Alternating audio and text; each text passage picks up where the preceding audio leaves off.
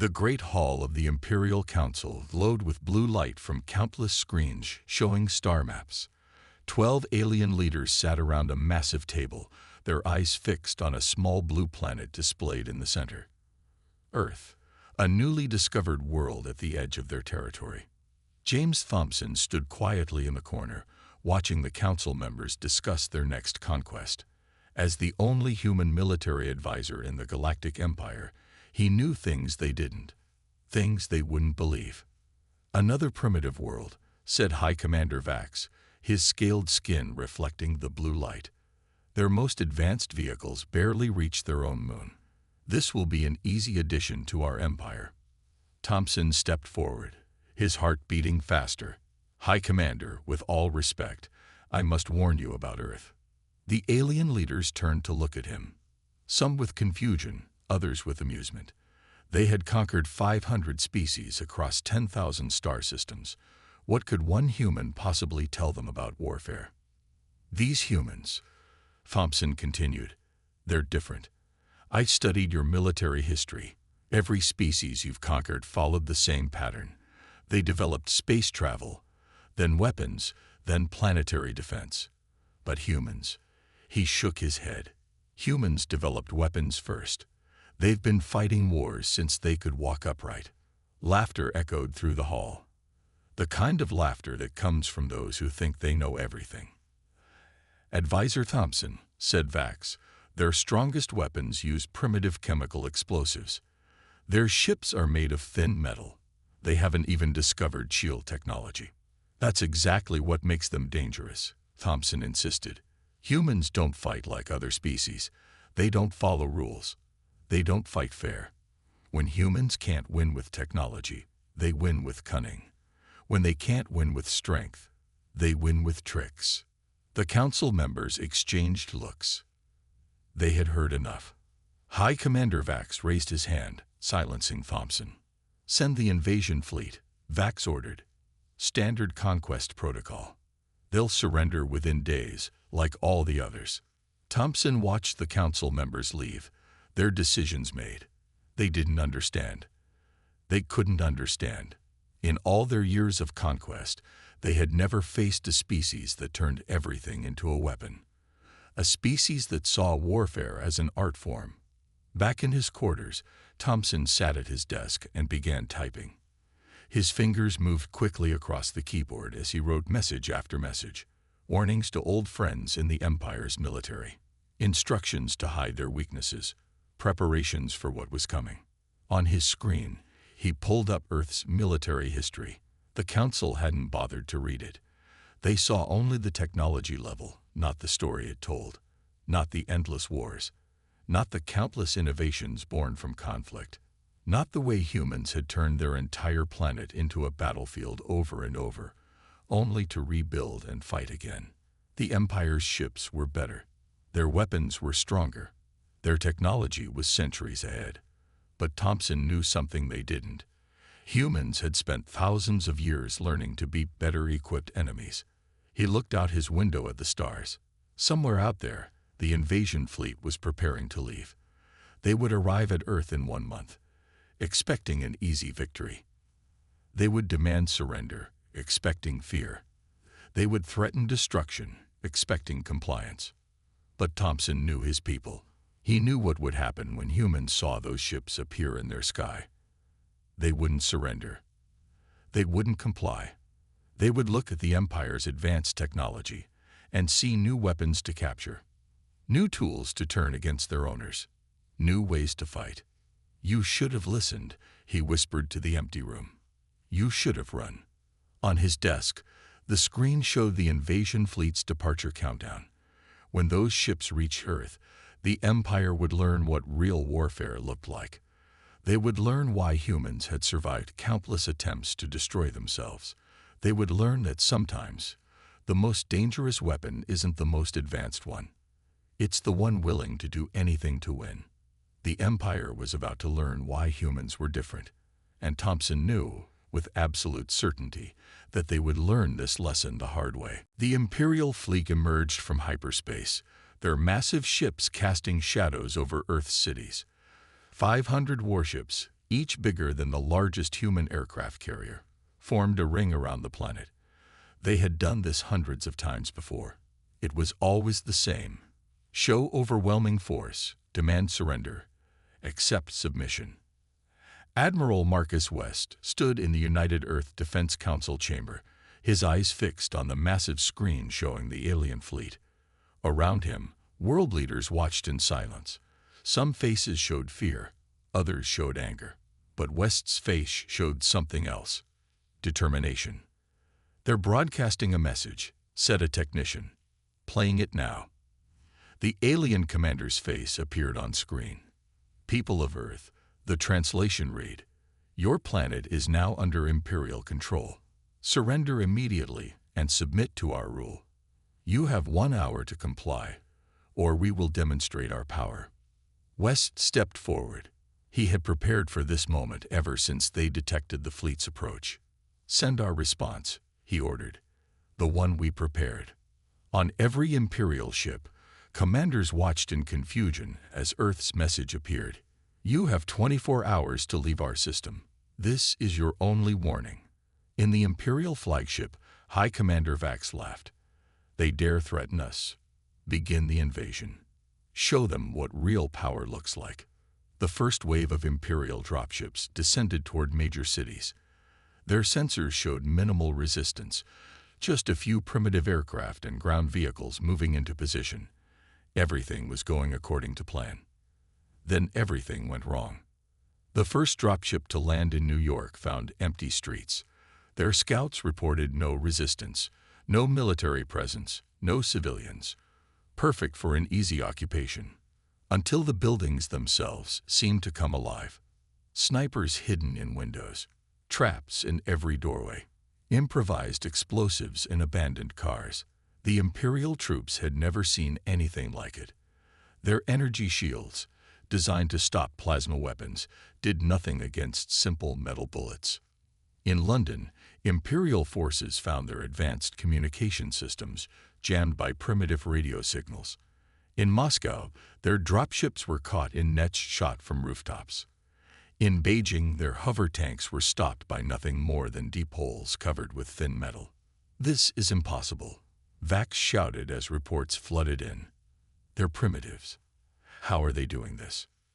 The answer came from a young Imperial officer. "Sir, they're not fighting like primitives. They're fighting like humans." West watched from his command center as the first phase of Earth's defense unfolded. The aliens had expected a traditional military response: armies meeting in open battle, ships fighting in clear skies. Instead, they got humanity's answer to invasion. Every civilian car became a bomb. Every office building became a fortress. Every piece of construction equipment became a weapon. Humans had spent centuries perfecting the art of asymmetric warfare, and now they were showing the galaxy what that meant. Phase 2, West ordered. "Show them what we can really do." Across the globe, hidden missile silos opened, but they didn't fire at the Imperial ships. Instead, they launched thousands of small, cheap satellites. The Empire's mighty fleet suddenly found itself surrounded by a cloud of primitive but effective orbital weapons. "Sir," an alien officer reported to Vax, "the humans, they're using our own ships for cover. We can't fire without hitting our own vessels." In the Defense Council chamber, someone asked West how he knew this would work. "Because," he answered, "humans have been preparing for alien invasions for over 100 years. We've made movies about it, written books about it, played games about it. We've imagined every possible way to fight aliens. And now," he smiled as another Imperial dropship crashed, "now we get to show them all of it." The first day of the invasion was ending. The Empire had lost more ships in these few hours than in their last 10 conquests combined. And as night fell over Earth, they began to realize something terrifying. This wasn't humanity fighting at full strength. This was just them warming up. 3 days into the invasion, Colonel Anna Reed stood in the ruins of what used to be a shopping mall. Around her, resistance fighters turned everyday items into weapons. They made explosives from clinging supplies, armor from car parts, and traps from garden tools. This wasn't what the Empire expected when they attacked Earth. "They're coming down Fifth Avenue," a scout reported. 5 of their walking tanks. Reed smiled. "Perfect. Show them our surprise." The Imperial tanks moved forward, their sensors scanning for threats. They were looking for energy signatures, heat sources, or movement.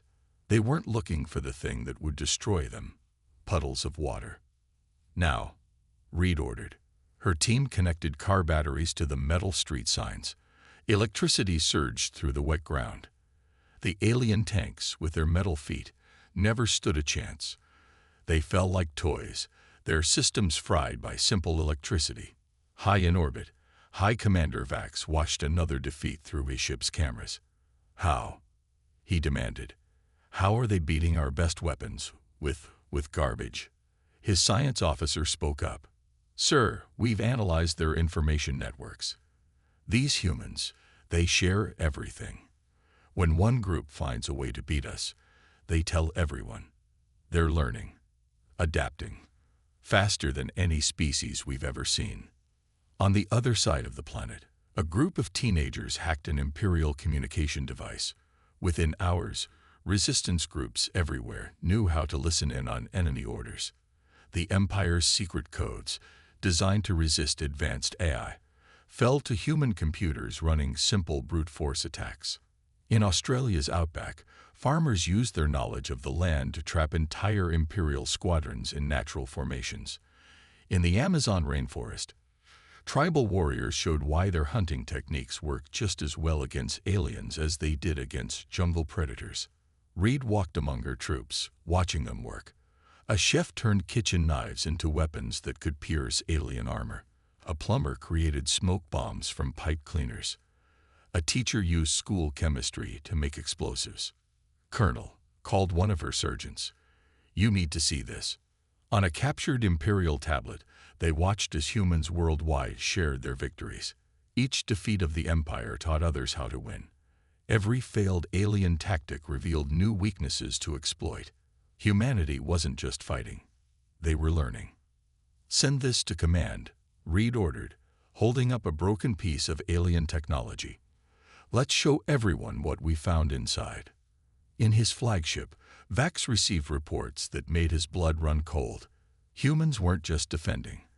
They were taking apart every piece of Imperial technology they captured, learning how it worked, improving it, making it their own. "Sir," an officer reported, "the humans in what they call Silicon Valley have already copied our shield technology. But they made it better. They made it stop physical objects too." Vax slammed his fist on his chair. "Impossible. It took us centuries to develop those shields." "It took them 3 days to improve them," the officer replied quietly. On Earth, Admiral West reviewed the day's successes. Imperial forces had lost ground on every continent. Their advanced weapons proved useless against human ingenuity. Their battle plans fell apart against enemies who didn't fight like soldiers. "Sir," his aide said, "Colonel Reed's team cracked their armor design. We're already making our own version. Better, stronger, cheaper." West nodded. The Empire didn't understand what they had started. They thought technology meant victory. They didn't realize that humans had spent their entire history learning to beat enemies with better weapons. In her command post, Reed watched as her people prepared for another battle. They didn't look like soldiers from the movies. They wore mixed uniforms and carried strange weapons. But they had something the Empire didn't understand: the human ability to turn anything into a tool for survival. "Next group," she called out. "Time to show them what else we can do with their toys." The war was just beginning, and humanity was just getting started. Commander Robert Drake sat in a dark room filled with screens, watching the Empire's communications fall apart. He wasn't using advanced alien technology or powerful weapons. His weapon was much simpler: fear. "Send the next message," he ordered his team. "Let's show them what's waiting in the dark." Across the Imperial fleet, soldiers received videos of their ground forces disappearing in Earth's forests. Stories spread about humans who appeared from nowhere, struck without warning, and vanished like ghosts. Every defeat was shared, every fear amplified. In his flagship, High Commander Vax studied Earth's history with growing horror. This can't be right, he muttered. They've been fighting wars for their entire history. His research team had finally completed their study of human warfare. It showed something terrifying. Humans had never stopped fighting. While other species developed technology first, then weapons, humans had turned warfare into an art form before they even had electricity. Sir, one researcher reported, we found something worse. These humans, they make entertainment about war. They create games about it. They spend their free time thinking about new ways to fight. On Earth, Drake's team launched their next attack. They didn't fire a single shot.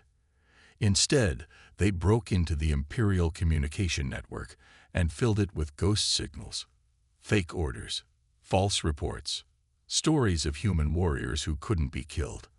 Psychological warfare, Drake explained to his team. The Empire has never faced an enemy who attacks their minds, not just their bodies. In an Imperial ground base, soldiers jumped at shadows. Their superior technology meant nothing against an enemy they couldn't understand. Humans didn't fight like any species they had ever faced. They're in the walls. An Imperial soldier screamed before his radio went dead. He wasn't wrong. Humans had dug tunnels under the base, just like they had done in countless wars throughout history. Admiral West received Drake's latest report with satisfaction. The Empire's soldiers were breaking. They had trained to fight enemies who followed rules, who fought on open battlefields. Instead, they got humans who turned their own fears against them. Sir, an aide reported, the Imperial soldiers are starting to refuse ground missions. They're afraid of the dark. Good, West replied. Now show them why they should be afraid of the light too. Drake watched as his next operation began. His team had studied the Empire's cultural database. They learned what their soldiers feared, what stories scared them as children. Now those fears came to life on Earth's battlefields. Human soldiers covered themselves in shapes that triggered Imperial instincts. They made sounds that paralyzed alien minds. They turned the Empire's own biology against them. Update from Colonel Reed's team. An officer reported to Drake. The Empire tried using their mind-reading technology. It broke them. They weren't prepared for how humans think about war. In orbit, Vax received disturbing reports from his psychiatric division. Imperial soldiers exposed to human thoughts during mind-reading attempts were having breakdowns. The human ability to imagine new ways of fighting, to think about warfare constantly, was too much for them. They don't just fight wars, a doctor explained. They rehearse them in their minds. They plan for wars that haven't even happened.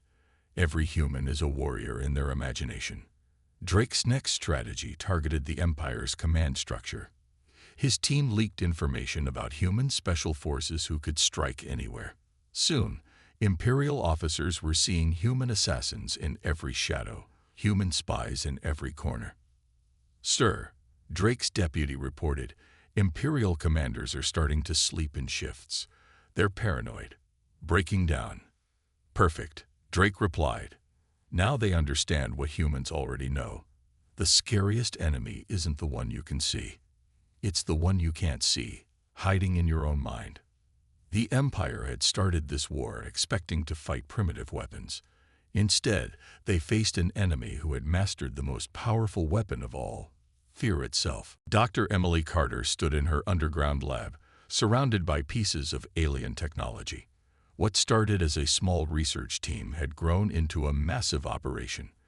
Thousands of scientists worldwide worked together, taking apart Imperial weapons and putting them back together in ways their makers never imagined. Show me what you found, she told her team, pointing to a captured Imperial fighter ship. A young engineer grinned. They thought their technology was too advanced for us to understand. But look at this. He pointed to the ship's engine. We not only figured it out, we made it better. In orbit, High Commander Vax watched with growing despair as his fleet's advantages disappeared one by one. How? He demanded. How are they learning so fast? His science officer displayed a human communication network called the Internet. Sir, when one human learns something, they all learn it. They share everything. And they think differently than us. On a screen, they watched human engineers take apart an Imperial shield generator, where Imperial scientists followed careful procedures refined over centuries. Humans tried wild ideas. They broke things just to see what would happen. They combined technologies that were never meant to work together. Sir, the science officer reported, the humans in their Silicon Valley just hacked our AI systems. They didn't try to understand them. They just played with them until they worked. Carter walked through her lab, checking on different projects. In one corner, a team had combined Imperial energy weapons with human projectile technology. In another, scientists had taken the Empire's anti-gravity systems and turned them into weapons. Dr. Carter called one of her researchers. Look what happens when we connect their power cells to our old electromagnetic pulse devices. The test chamber lit up with blue lightning. Another Imperial advantage turned into a human weapon. In his flagship, Vax ordered his most powerful weapons prepared. We'll show them true Imperial power, he declared. Launch the planet-killer missiles. The massive missiles descended toward Earth. They had destroyed other worlds before, but they had never faced humans before. Carter's team was ready. Now, she ordered. Thousands of modified satellite dishes turned on. The same technology humans used to watch TV now filled the sky with electromagnetic waves. The Imperial missiles, designed to resist enemy weapons, had no defense against this simple attack. They fell from the sky, useless. Impossible, Vax shouted. Those missiles were our ultimate weapons. Sir, his officer reported, the humans, they're launching something. From Earth's surface, thousands of small rockets rose into space. They weren't powerful like Imperial ships. They weren't advanced like Imperial technology. They were simple, cheap, and built in huge numbers. Human missiles approaching, an Imperial gunner reported. But our scanners, they can't lock on. The missiles are too primitive. Carter watched from her command screen as the Empire learned another lesson about human warfare. Quantity has a quality all its own. The simple rockets overwhelmed the Imperial fleet's defenses. Their advanced targeting systems couldn't track such basic weapons. Their energy shields weren't designed to stop solid objects. Next phase, Carter ordered. Her team launched their latest creation, Imperial shield technology combined with human stealth systems. On the Imperial flagship, alarms screamed. Sir, an officer shouted. Human ships are appearing inside our defense line. They're using our own shield designs, but better. Carter smiled as reports came in. The Empire had spent centuries perfecting their technology. They thought that made them invincible. They didn't understand that humans had spent those same centuries learning to improvise, to adapt, to overcome. Send the data to all ships, she ordered. Show everyone what we learned about their weapons. The Empire had started this war thinking their advanced technology made them unstoppable. Now they faced their worst nightmare, an enemy that could take their technology and make it better. General Michael Stone stood at his command center, watching dots on the screen that represented Imperial ships. But he wasn't watching their movements. He was watching them run away. Another squad of Imperial soldiers just surrendered, his aide reported. They're begging for protection from their own command. Stone nodded. The Empire was breaking, not from Earth's weapons, but from fear. Their soldiers had never lost before. They didn't know how to handle defeat, and now they were facing defeats everywhere they turned. In orbit, High Commander Vax received another devastating report. 3 more ships missing. Sir, their crews, they took the escape pods and fled toward human space. Cowards, Vax shouted, but he understood their fear. Every Imperial tactic, every strategy they had used for centuries, failed against humans. It was like fighting against chaos itself. Stone's next attack began at sunset. Hundreds of small teams moved against Imperial positions. Each team used different tactics, different weapons, different strategies. The Empire couldn't predict where they would strike or how they would attack. "Sir," an Imperial officer reported to Vax, "we can't establish any pattern to their attacks. Every human unit fights differently. We prepare for one tactic, they use another. We adapt to that, they change again." On Earth, Stone received messages from Imperial colonies on other worlds. They had seen what humans could do. Now they wanted protection from the Empire. "General," one of his commanders said, "the colony on Proxima II is offering to share all their technology if we'll help them break free from Imperial control." "Accept their offer," Stone ordered. "Show the galaxy there's a better way than Empire." In his flagship, Vax watched his mighty fleet fall apart. Soldier after soldier, ship after ship, they were losing their will to fight. These humans didn't just defeat bodies, they defeated spirits. "Sir," his last loyal officer reported, "our troops won't go to Earth's surface anymore. They say humans are in their dreams now. They see them in every shadow, hear them in every sound." Stone launched his final strategy. Earth's forces attacked from every direction, using every weapon they had invented. Imperial soldiers faced human weapons mixed with their own technology. They fought against enemies who appeared from nowhere and disappeared just as fast. The humans, an Imperial soldier's last message said, "They're not fighting a war. They're playing with us, like they'd done this 1,000 times before." Vax stood on his bridge, watching his fleet crumble. His soldiers were trained to fight enemies who followed rules, who used standard tactics, who thought like they did. Instead, they got humans. "Sir," his officer said quietly, "the Imperial Council is sending a message. They want to know what we're facing. What should I tell them?" In his command center, Stone received reports of Imperial ships fleeing in every direction. They didn't even try to fight anymore. The sight of Earth's ships was enough to make them run. "General," his aide said, "we're getting signals from across the galaxy. Other species want to know how we did it, how we beat the unbeatable Empire." Stone looked at the battle map, now showing more fleeing Imperial ships than fighting ones. "Tell them the truth," he said. "Tell them we did what humans have always done. We adapted. We improvised. We overcame. The Empire had ruled the galaxy through fear of their power. Now they learned a harder lesson. There are things more frightening than power, like an enemy who turns your own strength against you, an enemy who learns from every defeat, an enemy who never fights the same way twice." They learned the most important lesson of all. When you fight humans, you don't just face their weapons. You face the combined knowledge of every war they've ever fought, every battle they've ever won, every defeat they've ever learned from. And that was something no empire could stand against. The Imperial Council chamber fell silent as the emergency broadcast began playing on every screen across the galaxy. High Commander Vax, once the proud leader of the Empire's military, looked defeated as he spoke. "To all Imperial forces and allied worlds, this is a Class 1 warning. Do not engage in warfare with humans. Do not attempt to conquer Earth. Do not provoke human military response. This is not a suggestion. This is an order for survival."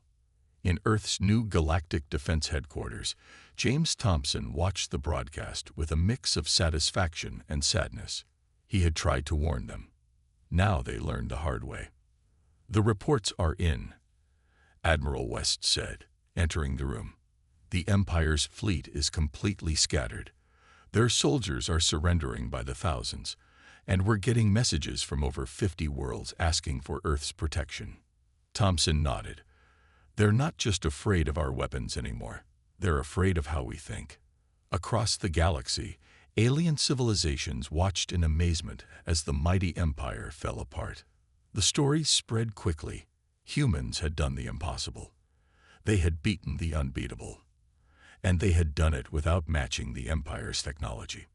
Another diplomatic request, West's aide reported.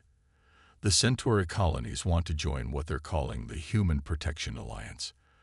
They're offering their shipyards in exchange for our military knowledge. In what remained of the Imperial flagship, Vax recorded the Empire's official report on humans.